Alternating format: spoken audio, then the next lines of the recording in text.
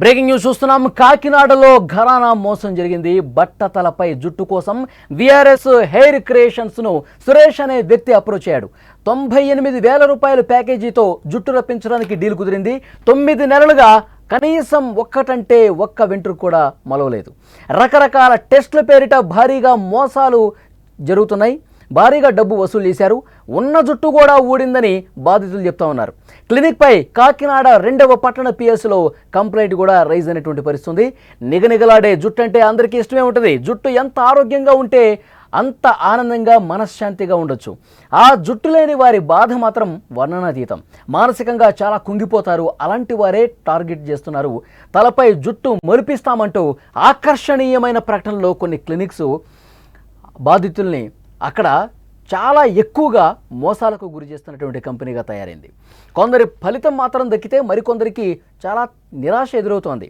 కాకినాడలో సేమ్ ఇదే ఘటన జరిగింది. కాకినాడలో ఇలాంటి ఘటనకు సంబంధించిన వార్త మీరు చూస్తున్నారు. ఓ వ్యక్తి నిండా మునిగిపోయాడు, మోసపోయాడు.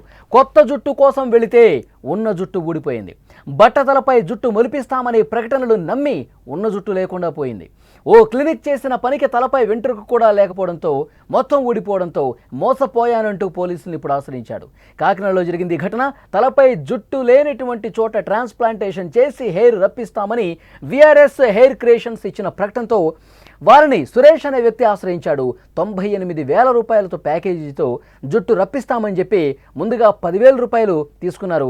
ఆ తర్వాత ఫైనాన్స్ కంపెనీ నుంచి 80,000 రూపాయలు కంపెనీకి జమ చేసుకున్నారు. సుమారు 9 నెలల నుంచి ట్రీట్మెంట్ చేస్తామని చెప్తున్నారు, కానీ కనీసం వాళ్ళు స్పందించడం లేదు. వెళ్ళిన ప్రతిసారి టెస్టులకి 3 నుంచి 4,000 రూపాయలు గుంజేస్తున్నారు. టెస్టులు చేస్తున్నారు కానీ ఫలితం మాత్రం రావట్లా. సరైన ట్రీట్మెంట్ జరగట్లా. ఎలాంటి ట్రీట్మెంట్ చేయకుండా అక్కడ సాకులు చెప్తున్నారంటూ పోలీసులకు అతను కంప్లైంట్ ఇచ్చినటువంటి పరిస్థితి ఉంది. విజువల్స్లో మీరు చూస్తున్నారు. ఆ కంపెనీకి సంబంధించినటువంటి అతను ఏ విధంగా ఎప్పుడు జాయిన్ అయ్యాడు, ఎంత అమౌంట్ కట్టాడు, వాళ్ళు ఏ విధంగా టెస్టులు చేశారు మొత్తం కూడా అతను బయటపెట్టాడు. విఆర్ఎస్ హెయిర్ క్రియేషన్స్ పేరుతో మోసం చేశారు. వెళ్ళిన ప్రతిసారి కూడా ఆ టెస్టులు చేయండి, ఈ టెస్టులు చేయండి ఇలా అనడమే తప్పించి ఎప్పుడూ కూడా తమకు ట్రీట్మెంట్ చేయటం లేదు. ట్రీట్మెంట్ చేయండి, ఇంకా ఎన్ని రోజులు నన్ను క్లినిక్ చుట్టూ తిప్పుతారని ప్రశ్నించినా కానీ కనీసం అంటే కనీసం పట్టించుకున్న పరిస్థితి లేదనేది కూడా ఇక్కడ అర్థమవుతుంది. విజువల్స్లో మీరు చూడొచ్చు. చాలా ఆవేదనతో ఉన్నాడు. పోలీసులకు నేరుగా వెళ్ళి కంప్లైంట్ చేశాడు.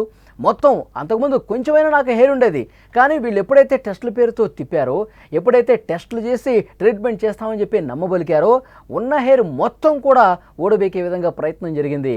నాకు న్యాయం జరగలేదు, నేను నిలువున మోసపోయానంటూ అతను మాట్లాడిన పరిస్థితుంది. అది హెయిర్ క్రియేషన్స్కి సంబంధించి ఆ కంపెనీకి సంబంధించిన క్లినిక్ కూడా మీరు స్క్రీన్ మీద చూస్తూ ఉన్నారు. ఇలా చాలామంది మోసపోయారు. చాలామంది దగ్గర లక్షల్లో డబ్బులు వసూలు చేశారని చెప్పి సమాచారం వస్తుంది. ఇంకా చాలామంది బాధితులు ఈ విఆర్ఎస్ హెయిర్ క్రియేషన్స్ క్లినిక్కి సంబంధించిన బాధితులు చాలామంది క్యూ కడుతున్నట్టుగా తెలుస్తుంది. చాలామంది పోలీసుల్ని ఆశ్రయిస్తున్నట్టుగా తెలుస్తుంది. చాలామంది వీళ్ళు బెదిరించారంట.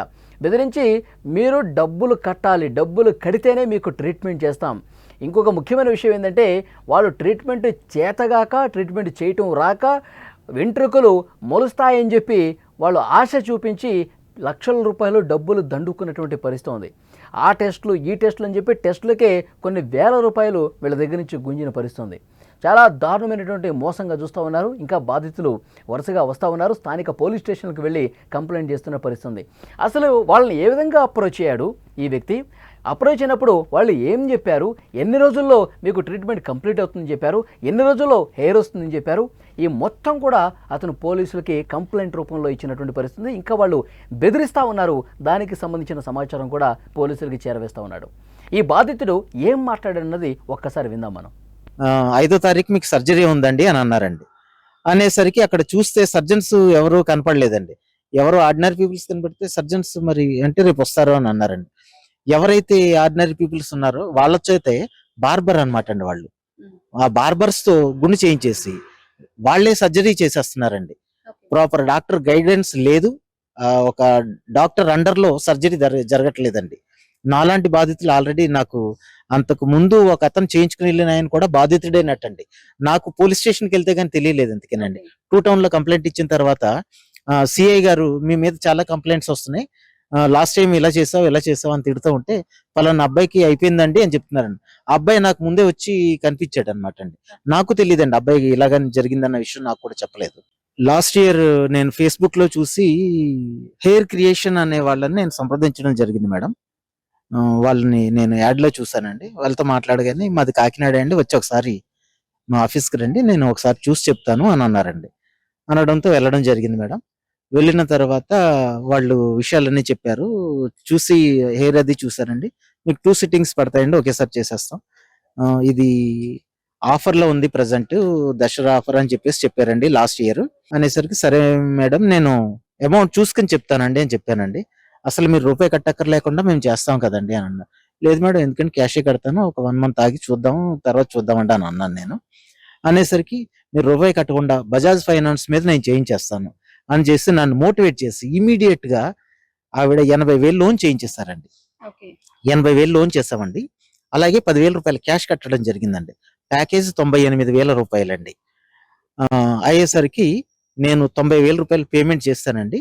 నెక్స్ట్ ప్లాంట్ నాకు సర్జరీ చేసేటప్పుడు మిగతా అమౌంట్ క్లియర్ చేయాలని చెప్పారండి. సంవత్సరం అవుతుంది మేడం. డయాబెటిక్ అని అలాగని ఇలాగని పల్స్ ఎక్కువగా ఉందని పోస్ట్ పోన్ చేసుకుంటూ అంటే వచ్చారు. మీరు డయాబెటిక్ అని వాళ్ళకి ముందే చెప్పారా? ఎందుకంటే ముందే కొన్ని చెప్పాను. కొన్ని సర్జరీస్ లో డయాబెటిక్ పేషెంట్స్ కి కొన్ని రిఫర్ చేయరు. సో ఇలాంటి హెయిర్ రీప్లాంటేషన్ అనేది చాలా మంది అంటే డయాబెటిక్స్ కి రిఫర్ చేయరు. అవును మేడం. మీరు ముందే వాళ్ళకి చెప్పడం జరిగింది. అవును మేడం, నేను ముందు వాళ్ళకి చెప్పడం జరిగిందండి. వాళ్ళు రిపోర్ట్స్ అవి అడిగారండి, దాన్ని బట్టే వాళ్ళు ఓకే చేశారండి. ముందు అమౌంట్ కట్టిన తర్వాత వీళ్ళు రిపోర్ట్స్ అడిగారండి. పోస్ట్ పోన్ చేయడం కూడా ఇంకా అక్కడ నుంచే స్టార్ట్ చేశారండి వాళ్ళు. ఫస్ట్ అయితే మాత్రం నేను డయాబెటిక్ అని చెప్పడం జరిగిందండి. అయినా పర్వాలేదండి, కంట్రోల్లో పెట్టుకొని చేసుకోవచ్చు, మేము హార్ట్ పేషెంట్స్ కూడా చేస్తున్నాం మేము అని చెప్పడం జరిగింది.